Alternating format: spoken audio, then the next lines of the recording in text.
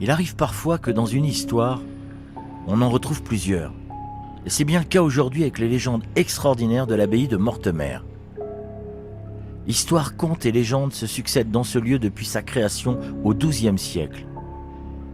Et ce n'est pas pour rien qu'elle est considérée comme étant l'un des lieux les plus hantés de France aujourd'hui.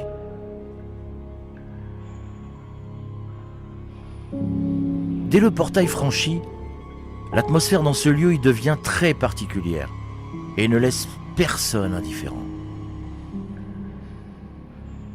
L'histoire la plus surprenante de l'abbaye de Mortemer est sûrement celle concernant Mathilde, Mathilde l'Emperesse, que l'on surnomme encore aujourd'hui la Dame Blanche.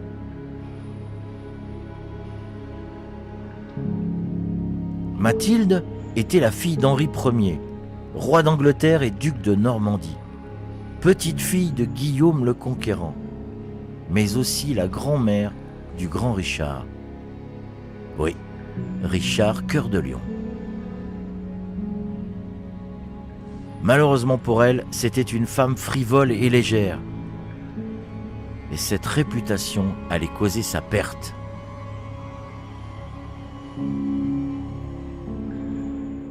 Son père, n'ayant plus envie de subir cette mauvaise réputation, décida de calmer ses envies et pulsions en lui interdisant tout simplement de sortir de l'abbaye pendant près de 5 longues années. De quoi la mettre en colère.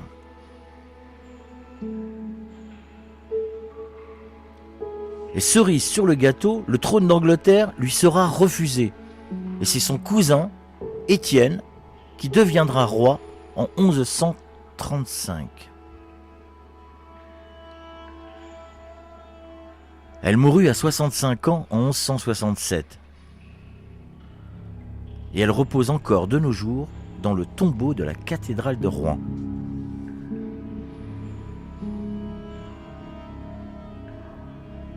Selon les rumeurs, ce serait pendant cet emprisonnement que le drame aurait commencé.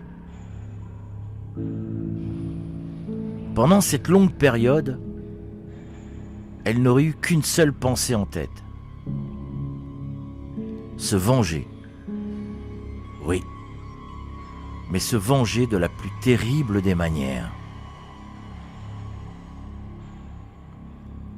Tellement malheureuse d'avoir été écartée du pouvoir et enfermée dans cette prison dorée de Mortemer, elle aurait décidé de revenir hanter les lieux chaque soir de pleine lune.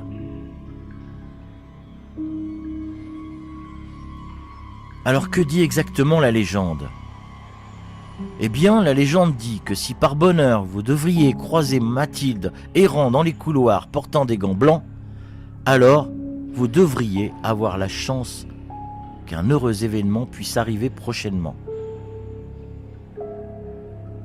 Mais attention, si par malheur vous deviez la croiser portant des gants noirs, alors méfiez-vous. Oui, car la mort rôde à ses côtés, et donc au vôtre.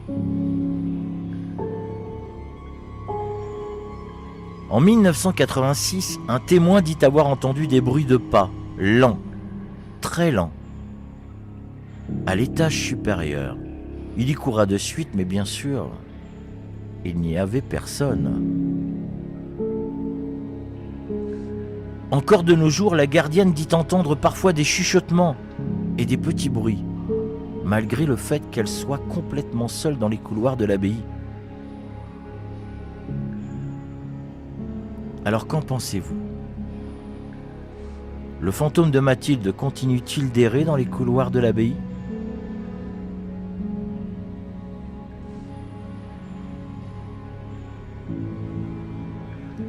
Les légendes de l'abbaye de Mortemer ne s'arrêtent pas là. Car durant la période sombre de la Révolution française, les moines vivaient encore dans l'abbaye. Et il se raconte que 4 moines auraient été assassinés pendant ces révoltes et ils continueraient d'errer l'âme en peine dans la forêt de Mortemer.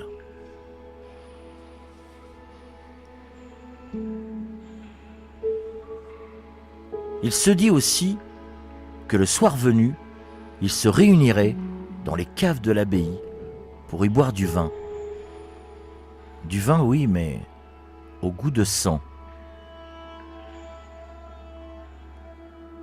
Légende, réalité, fantasme. Il n'empêche que l'abbaye a fait l'objet d'un exorcisme en 1921. Mais pourtant, aujourd'hui encore, toutes ces histoires et légendes continuent de perdurer. Un autre fait troublant.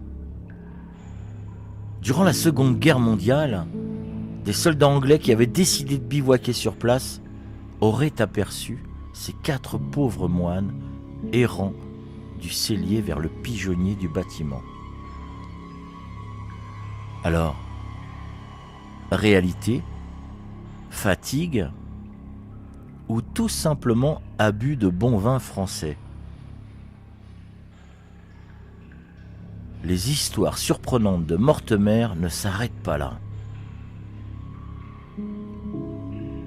Il y a dans cette abbaye une chambre particulière, une chambre qui de prime abord, mis à part l'ornement, reste une chambre qui nous viendrait tout simplement d'un autre temps. Mais, oui, cette pièce est une chambre, toute ornée de roses. Une chambre de princesse, comme les petites filles en rêvent. À l'intérieur, il y a un lit à baldaquin, une cheminée et des tableaux anciens.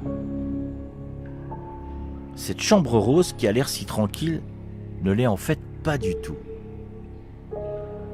De nombreux phénomènes étranges y furent constatés, et même encore récemment.